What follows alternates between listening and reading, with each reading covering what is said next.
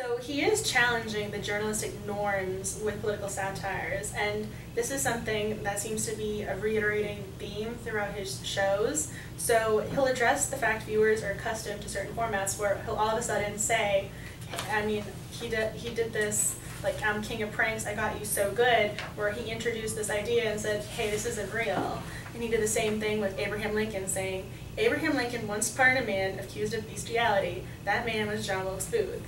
And then he follows it up saying, I got you so good, that was a lie. So what do you think about things like that? I think he is, and this is probably putting words into his mouth, but it feels like he is trying to encourage people to be more cynical, and not cynical, to be more skeptical of the news that they're receiving.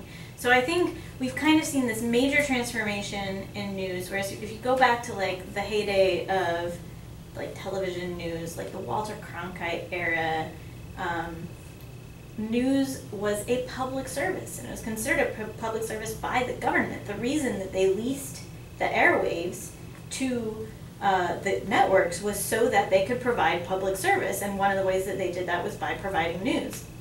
And that was good news. It was objective news. It was fairly well-resourced news, and people came to trust that news. And that was totally appropriate to trust that news. If you kind of move forward into more of the cable news era and sort of the era that we're in now, and especially with the proliferation of news and people calling themselves news, and there's not really any regulation on that, so I could go and call myself a news anchor tomorrow and start a YouTube channel and say whatever the hell I wanted to.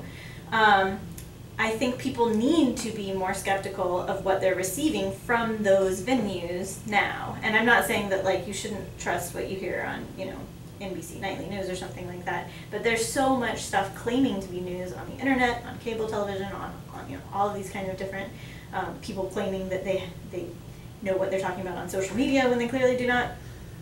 So it's almost like a media literacy sort of thing. He's trying to say, like, just because I am sitting behind a desk and acting like I know what I'm talking about doesn't mean that you should take everything I say as, you know, God's honest truth. Like, you need to be skeptical, and you need to be thinking, and you need to be critical of the things that you're consuming in all of these